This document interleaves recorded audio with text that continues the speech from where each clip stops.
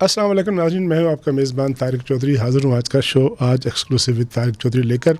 मुल्क में डील की ख़बरें, सियासी ख़बरें, डील होनी है नहीं होनी, किसके साथ होनी है, एस्टेब्लिशमेंट के साथ होनी है, सियासी क़ुव्वतों के दरमियान होनी है, या फिर ये है कि डील की ख़बरें सिर्फ कंजम्पशन के लिए हैं और मामलात ऐसे चलते रहते हैं। ये चीज़ें जो हैं हमारे यहाँ अंडर डिस्कशन रहती हैं। साथ साथ ये भी चलता रहता है कि हुकूमत कहती है जी कि हम तो अपना काम कर रहे हैं, तरक्याती काम कर रहे हैं, आवाम की फलाह बहबूद के लिए काम कर रहे हैं, और अपोजिशन जो है हमेशा एहतजाज पर रहती है और अपोजिशन की कोशिश होती है कि हुकूमत को ज़्यादा से ज़्यादा टफ़ टाइम दिया जाए।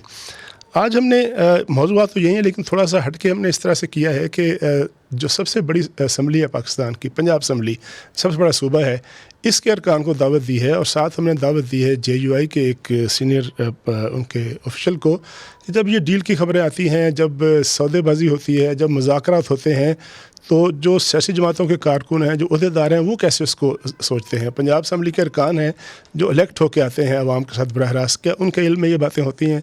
क्या उनसे पूछा जाता है? क्या उनसे मशवरा किया जाता है? और फिर उनका व्यू क्या होता है इस तरह की बातों में कि डील होती है या डील होनी है तो उसका दायरा कार क्या होगा, उसकी शराइत क्या होंगी, और उसका जो है आउटकम क्या होगा, टारगेट क्या होगा। ये सारी बातें हैं जिनके लिए आज हमने अपना पैनल जो है वो तश्कील दिया है। मेरे साथ आज मौजूद हैं रुकन पंजाब असम्बली हैं बिलाल यामीन सती साहब। बिलाल साहब, आपका शुक्रिया, आप रिप्रेजेंट करते हैं पाकिस्तान मुस्लिम लीग नून को। Welcome hair. मेरे साथ मौजूद हैं तनवीर असलम राजा, यंग पार्लियामेंटेरियन हैं और मेंबर है पंजाब असम्बली के, और ताल्लुक़ है आपका पाकिस्तान तहरीक इंसाफ से या सुन्नी इत्तेहाद कौंसिल से, लेकिन बहरहाल डेफिनेशन जिसके साथ भी सबको पता है। साथ मौजूद हैं असलम गौरी साहब जो कि मरकज़ी तर्जमान है, इस वक्त एक बड़ी जमात है और हमेशा बड़ी जमात रही है अपोजिशन में या हुकूमत में। असलम गौरी साहब जो कि तर्जमान है JUI फजल रहमान साहब के। गौरी साहब, आपका भी शुक्रिया कि आपने हमें ज्वाइन किया। बिलाल साहब, बातें हो रही हैं जी कि आपकी जमात ने, आपकी बड़े बड़े लीडरों ने, इरफान साहब ने और डार साहब ने और सब ने कहा, इवन प्राइम मिनिस्टर साहब ने कहा कि आए जी हम तो हाथ बढ़ाते हैं, मुफाहमत का बात करते हैं और ताकि आगे बढ़ा जाए। अब वो बातें ऐसी हैं जिनका जवाब भी आना शुरू हो गया है कि जी ठीक है हम तो तैयार हैं, बात करते हैं। ये बातें डील जो है, अब ये इसके लिए क्या दायरा कार क्या है? कोई तय हुआ है कि केस ख़त्म हो जाएंगे, मुकदमात ख़त्म हो जाएंगे और सब कुछ जो है बस अल्लाह खैर सल्ला, या फिर यह है कि इसकी कोई सियासी मकासद हैं? ये डील किन शर्तों पर, किन आउटलाइंस पर हो रही है और इसका तरीक़ाकार क्या होगा? जी बिस्मिल्लाह रहमान रहीम, बहुत शुक्रिया आपका तारिक साहब। जहाँ तक आप डील की बात कर रहे हैं, मैं एक अदना सा कारकुन हूँ अपनी जमात का, और मैं ये समझता हूँ कि जब हम अपोजिशन में थे उस वक़्त भी पाकिस्तान की मईशत को बेहतर करने के लिए बतौर कायदे हस्ब इख्तलाफ मेरे कायद पार्टी के सदर मियाँ शहबाज शरीफ साहब ने फ्लोर ऑफ दी हाउस पे कहा कि बाकी सियासी चीज़ें अपनी जगह, आज मुल्क की जो हालत है, मुल्क की मईशत डूब रही है, मुल्क अफरा तफरी का आलम है, महंगाई कहाँ पहुँच गई है, तो उसकी बेहतरी के लिए जब तक तमाम सियासी जमातें ऑन बोर्ड ना हों तो मैं समझता हूँ मुल्क तरक्की के रास्ते पर चलना मुमकिन नहीं होगा। उसके लिए इसमें कोई दूसरी राय नहीं कि इमरान खान एक पाकिस्तान की सियासी ताकत हैं, लेकिन जिस डील की आप बात करें, मैं बतौर कारकुन और अपनी ज़ाती राय, क्योंकि मैं जिस आवाम का नुमाइंदा हूँ वो सरज़मीन है गाज़ियों और शहीदों की। मुझे अफसोस ये है कि इमरान खान और उनके साथियों ने जो 9 मई का अमल किया, इस मुल्क में ये पहली मर्तबा नहीं, जब जुल्फ़िकार अली भुट्टो साहब को फांसी दी गई उस वक्त भी यही इल्ज़ाम था कि इस्टेब्लिशमेंट ने उनको फांसी लगा दिया। 3 बार मेरे कायद मियाँ नवाज़ शरीफ साहब को इक़्तिदार से अलग किया गया, उस वक्त भी यही इल्ज़ाम था कि इस्टेब्लिशमेंट ने अलग कर दिया। लेकिन इन जमातों की क़यादत ने कभी अपने कारकुनों की ये तरबियत नहीं की कि वो रियासत के इदारों के साथ टकरा जाएँ। इख्तलाफात हो सकते हैं, डिफरेंसेस हो सकते हैं, हर इदारे से उसकी एक रजीम आती है जिसमें शायद डिफरेंसेस होते हैं, लेकिन इदारों के साथ टकराने से मुल्क की बुनियादें खोखली होती हैं जो हमारी क़यादत। लेकिन फिर ऑफ़र क्या कर रहे हैं आप उनको? हमें देखें, मैं तो समझता हूँ ऐसी कोई डील की बात अगर हो रही हुई तो पाकिस्तान के मफाद के लिए हो रही होगी, पाकिस्तान की मईशत को मजबूत करने के लिए हो रही होगी। बाकी मैं ज़ाती तौर पर समझता हूँ कि जिनके जो जराइम हैं, जिन्होंने पाकिस्तान के शहदा के, निशान हैदरों के पुतलों को उखाड़ फेंका है, उनको कैफरे किरदार तक अगर नहीं पहुंचाएंगे तो ये कैसा दरवाज़ा खुला रहेगा? कानूनी तरीकाकार होगा ना जी, उस कानून के मुताबिक सजा होती है ना, कानून के मुताबिक जो भी उसका रास्ता। अच्छा तनवीर हसन साहब, आप ये बताइए कि एक तो ये है कि आपका पिछले 1 हफ्ते से अचानक जो है डील की बातें बहुत मंजरें पे आ गई हैं, लेकिन 4 बयान ये चल रहे हैं अब से थोड़ी देर पहले तक। चंद मिनट पहले हमाद साहब ने ट्वीट किया कि जी हमने तो बात ही नहीं करनी, फ़ौज से बात नहीं करनी, इस्टेब्लिशमेंट का नाम लोग लेते हैं, असल तो चीज़ फ़ौज है। جو برسٹر گوہر صاحب ہیں وہ کہہ رہے ہیں جی ہم بالکل تیار ہیں، شبلی صاحب کہہ رہے ہیں، شبلی فراز صاحب کہہ رہے ہیں ہم بالکل تیار ہیں، سیاسی قوتوں سے بات کرنے کے لیے تیار ہیں۔ آفریدی صاحب نے فرمایا، شہریار صاحب نے فرمایا کہ بات صرف اور صرف ڈی جی آئی سے اور آرمی سے ہوگی۔ اب ان 4 بیانیوں میں سے پی ٹی آئی کا بیانیہ کون سا ہے جس پر لوگ بلیو کریں، میرے جیسے عام آدمی سمجھے یا پی ٹی آئی کا کارکن سمجھے کہ ایس بندنا سڑی ڈیل ہو رہی ہے جس سے بات ہو رہی ہے؟ بسم اللہ الرحمن الرحیم، thank you for inviting me here sir.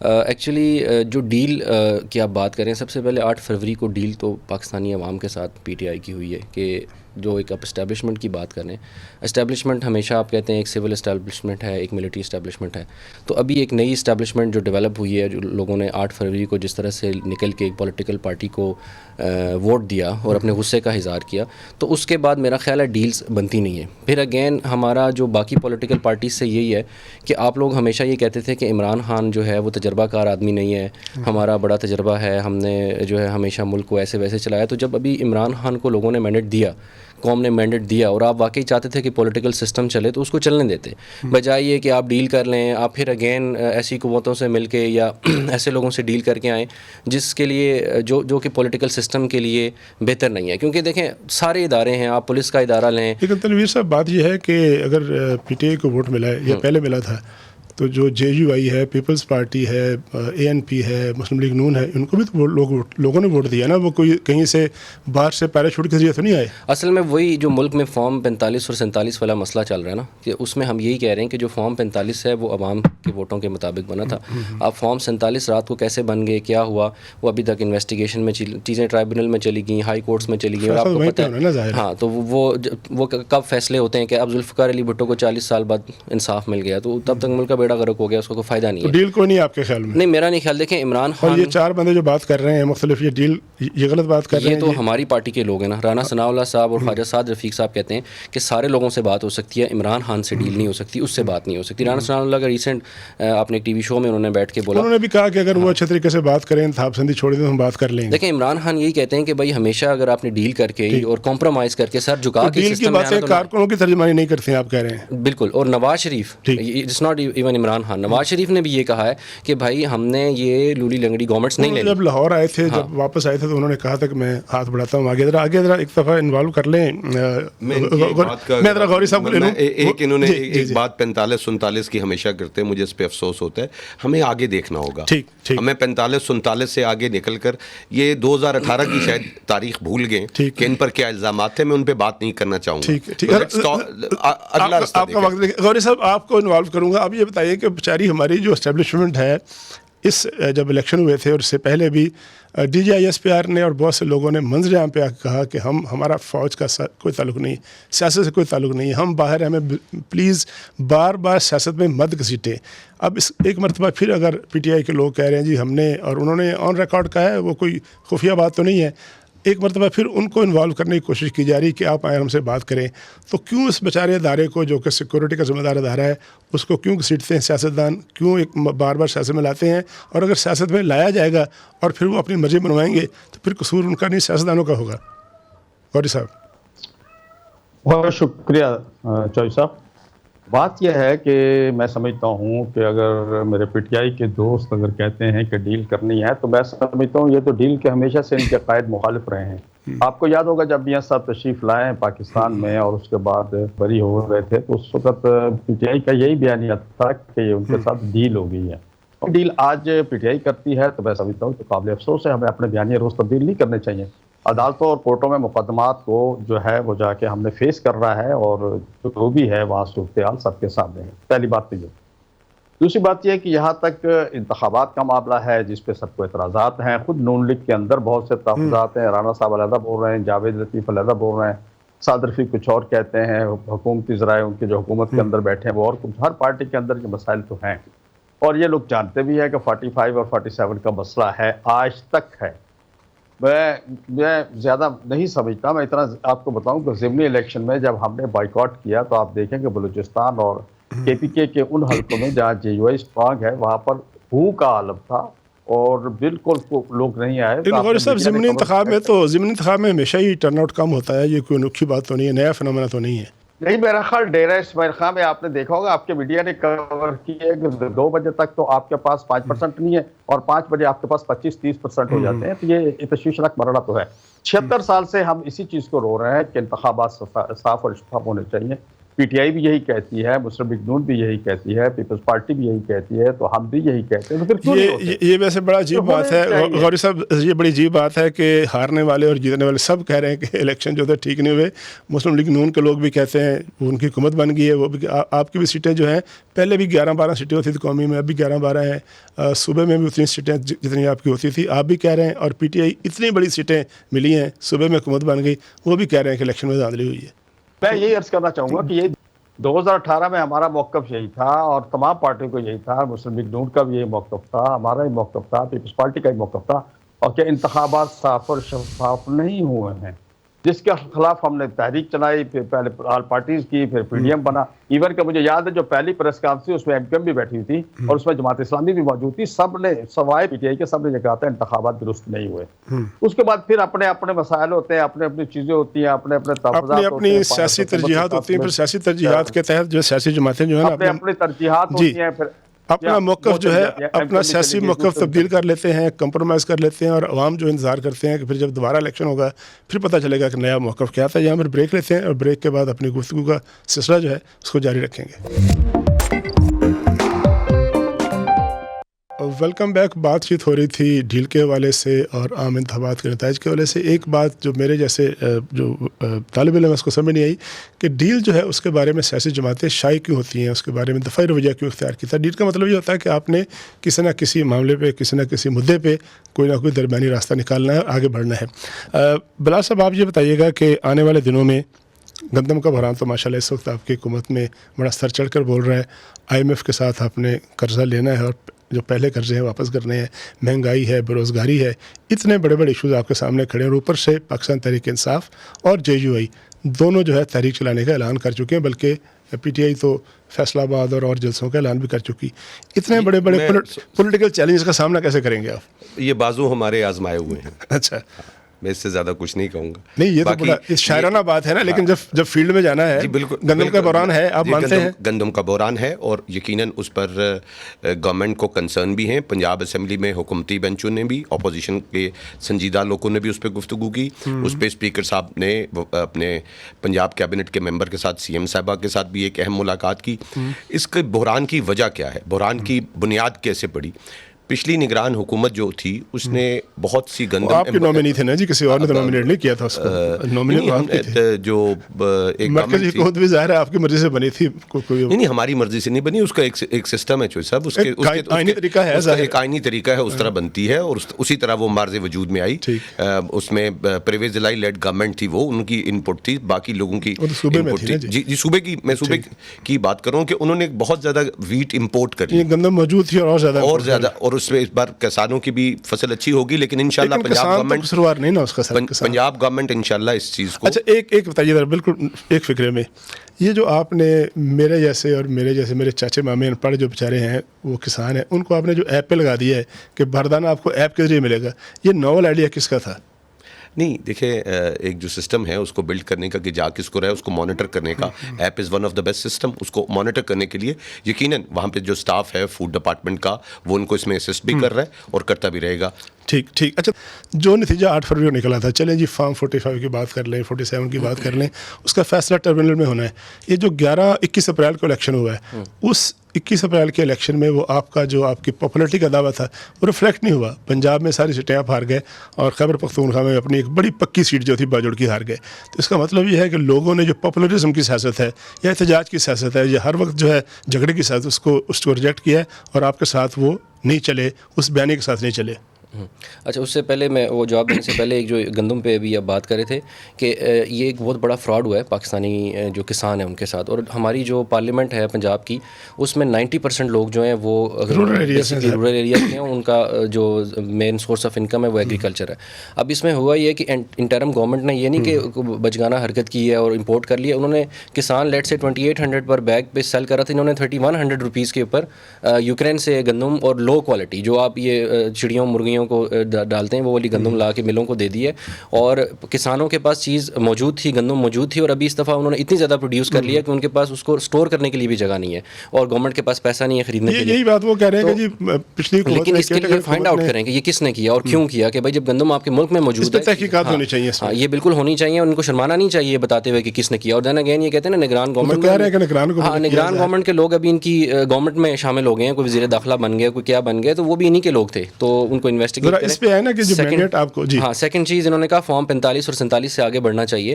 Let's اگر آپ آگے بڑھ بھی گئے ہیں تو جو 21 فروری کو ڈاکہ ڈالا آپ نے عوام کے مینڈیٹ پہ, آپ ٹرن آؤٹ دیکھیں. میں تلنگانگ میں خود الیکشن میں موجود تھا, وہاں پہ 15 سے 20% ٹرن آؤٹ تھا. آئی واز ایکسپیکٹنگ کہ جو وننگ کینڈیڈیٹ ہوگا وہ 20-22 ہزار ووٹ لے گا. میں نے پہلے غوری صاحب سے عرض کیا کہ عام کہ ضمنی الیکشن میں تو بڑا کم ہوتا ہے, لیکن 1 لاکھ ووٹ تلنگانگ میں پڑ گیا ہے, اور وہ کیسے پڑ گیا یہ کسی کو نہیں پتا. میں آر او آفس کے باہر موجود تھا, سارا آر او آفس سیل تھا, نہ ہماری پولنگ. آپ کی پاپولرٹی خراب نہیں ہوئی, ڈاؤن نہیں ہوئی. بالکل دیکھیں سر یہ 35 پنچر سے لے لیں, دھرنے سے لے لیں, میری گزارش سنیں. جی لیکن میں نے غوری صاحب کی طرف جانا ہے. الزامات کے علاوہ ہم پولیٹیکل سسٹم کو ٹھیک کرنے کی بات کریں نا, ملک میں بہتری چاہتے ہیں, آپ سمجھتے ہیں کہ پاپولرٹی ڈاؤن نہیں ہوئی. بالکل بھی ڈاؤن. میرے بھائی سے صرف یہ پوچھ لیں کہ پنجاب حکومت نے جو بجٹ پیش کیا اس کا حجم کتنا تھا, ان کو نہیں بڑی اچھی بات کر دی انہوں نے کہ انہوں نے پنجاب گورنمنٹ کا بجٹ پیش کیا, اور ساری پارلیمنٹ کو بتا رہے ہیں 3 مہینے کا بجٹ. ہم نے بجٹ کھول کے دیکھا, نگران جو خرچ کر چکے ہیں 9 مہینے میں اور 3 دن کا, تو ملا کے 1 سال کا بجٹ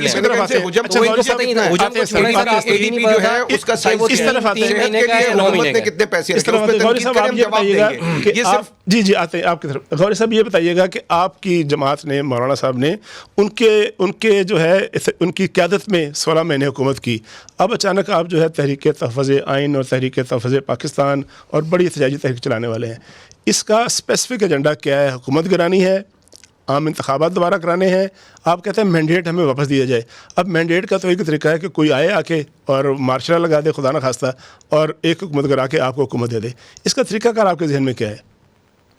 ہاں دیکھیے, میں ایک بات پہلے عرض کروں گا کہ میرے بھائی نے جو بات کی ہے, جو مسلم لیگ نون کو پریزنٹ کر رہے ہیں کہ یہ بازو میرے آزمائے ہوئے, تو میرے بازو کے بارے میں ان سے بہتر کوئی نہیں جانتا. جب میاں صاحب لندن بیٹھے ہوئے تھے اور میاں شہباز صاحب اور مریم صاحبہ جیلوں میں پڑی ہوئی تھی, تو میرے ہی بازو تھے جو لاہور کی سڑکوں پہ پھر رہے تھے.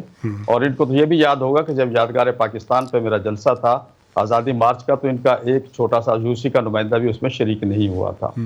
تو میں سمجھتا ہوں اس طرح کی جو میں سمجھتا ہوں اگر آپ کے پاس معلومات نہیں ہیں تو ایسی باتیں نہیں کرنی چاہیے.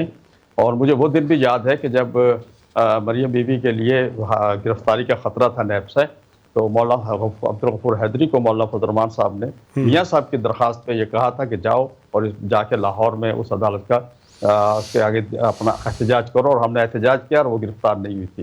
تو یہ ایک تھوڑا سا میں ریکارڈ درست کرانا چاہ رہا تھا میرے مسلم لیگی بھائی کے لیے. اب آپ نے جو دوسرا سوال کیا, دوسرا سوال یہ ہے کہ ہم یہ سمجھتے ہیں, ہمارا نقطہ نظر یہ ہے, چاہے پچھلی اسمبلی ہو یا یہ اسمبلی ہو, یہ عوامی نمائندے نہیں ہیں, عوام کے نمائندے نہیں ہیں, یہ کہیں اور سے آئے ہیں.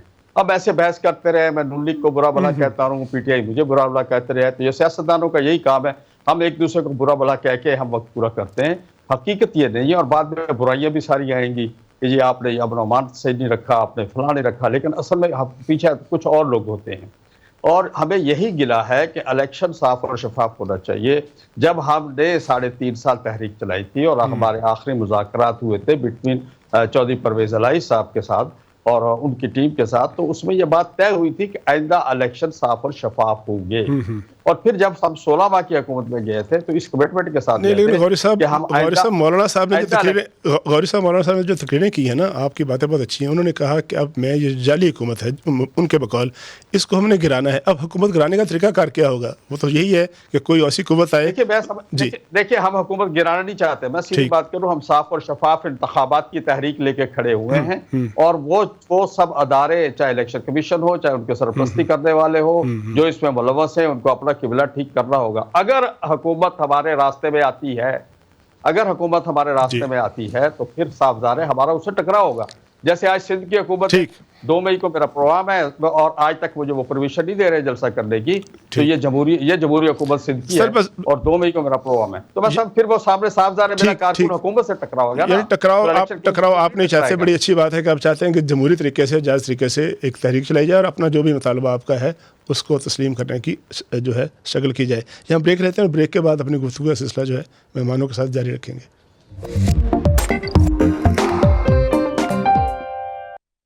Welcome back. अपने आखिरी सेगमेंट में एक मरतबा फिर जाऊंगा बिलाल यामीन सती साहब से, चूँकि हुकूमती नुमाइंदगी करते हैं और आप मरकज़ में भी हुकूमत है, सूबे भी हुकूमत है। आपकी जमात की तरफ से खबरें आ रही हैं कि अब अचानक मियाँ नवाज शरीफ साहब को एक मरतबा फिर जो है वो जमात की क़यादत संभालने का शौक़ पैदा हुआ है। पहले वो खामोश थे, कहा जा रहा था कि बिल्कुल मायूस हैं और वो नताइज से भी मुतमईन नहीं है। अब उनका दोबारा वापस आना, दोबारा क़यादत संभालना, इस बात का रिफ्लेक्शन है कि वो मुतमईन नहीं है इस वक्त की परफॉर्मेंस से।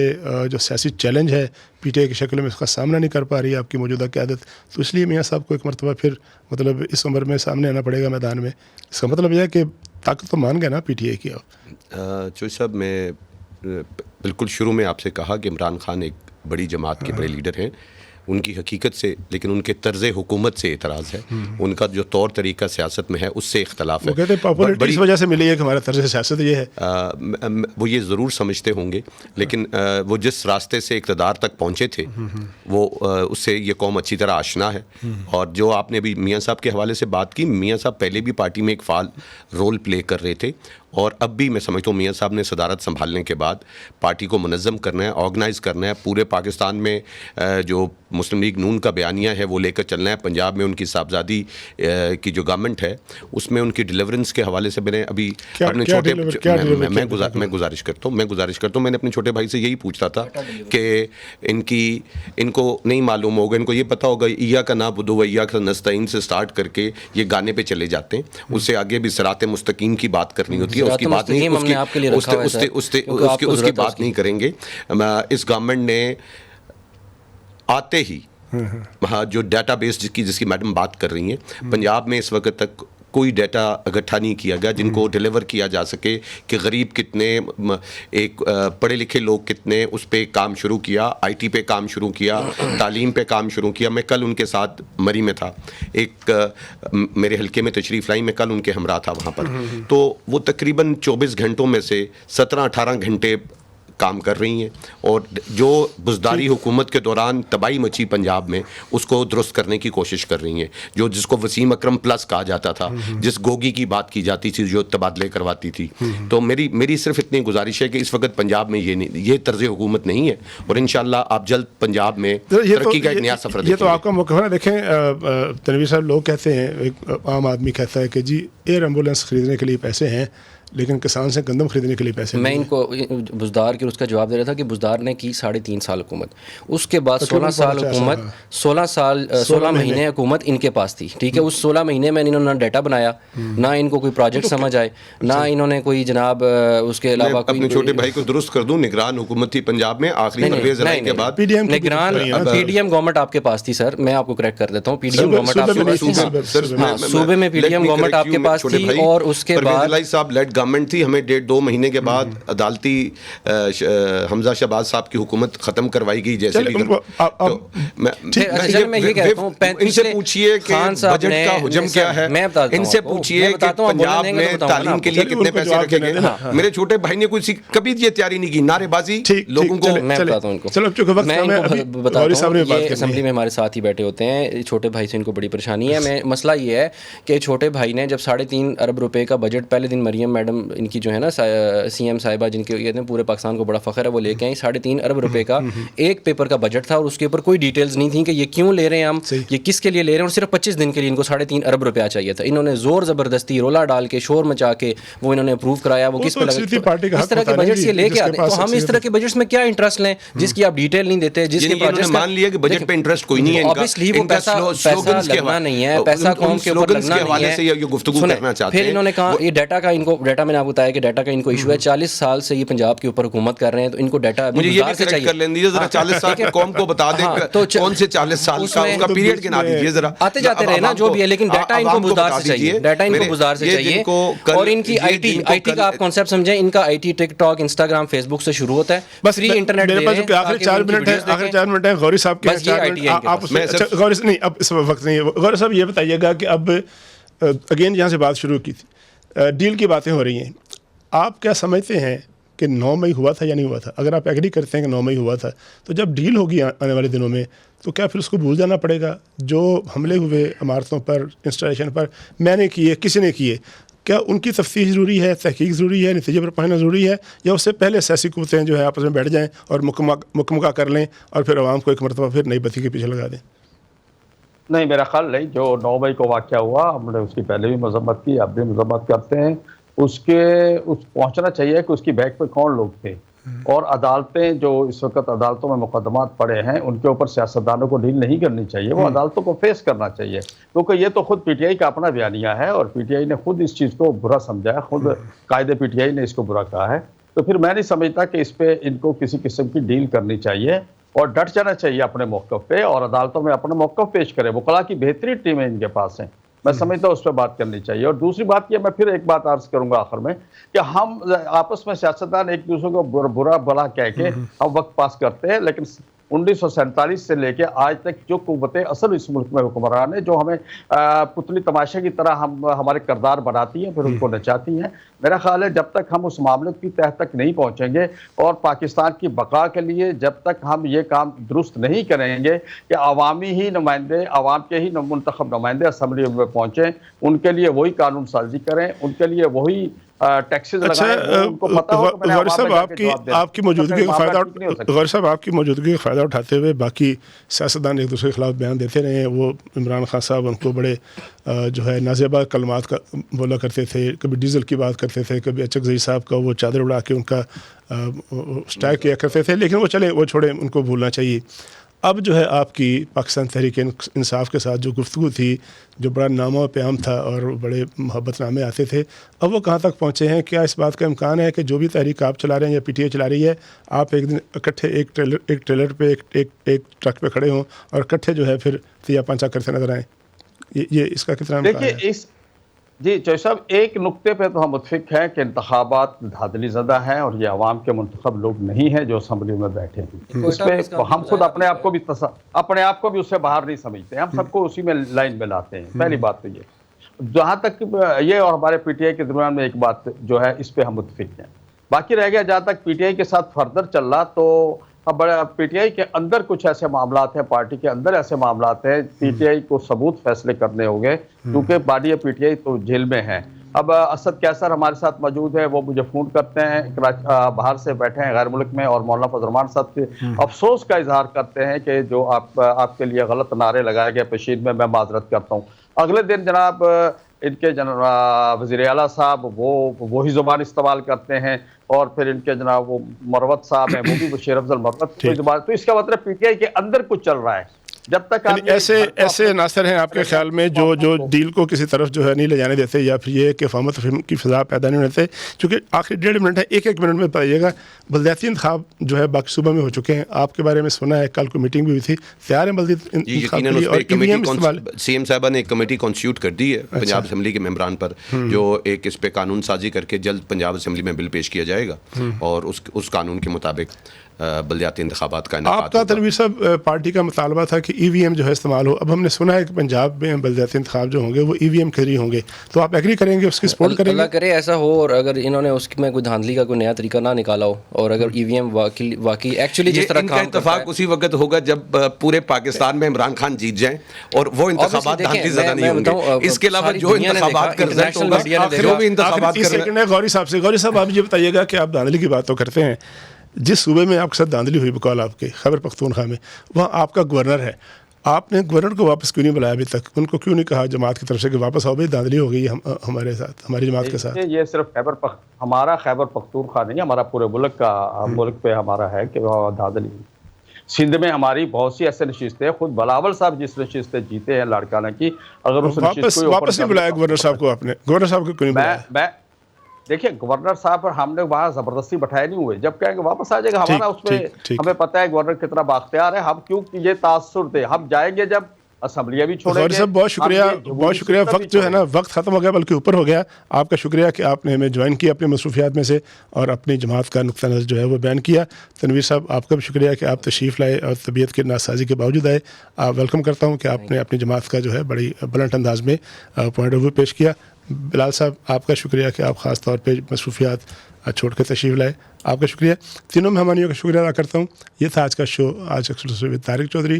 اپنے میزبان کو اجازت دیجیے. اللہ حافظ.